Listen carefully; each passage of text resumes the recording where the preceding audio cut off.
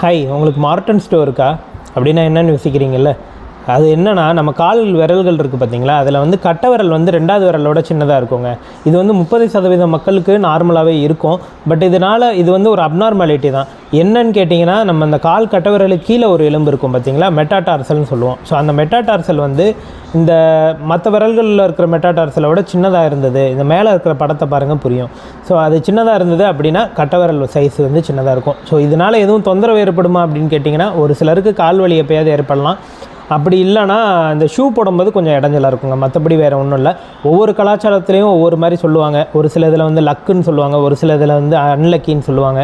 ஒரு சில கலாச்சாரத்தில் வந்து கப்புள்ஸுக்கு இருந்தது அப்படின்னா அவங்க டாமினண்ட்டாக இருப்பாங்க அப்படின்னு சொல்லுவாங்க.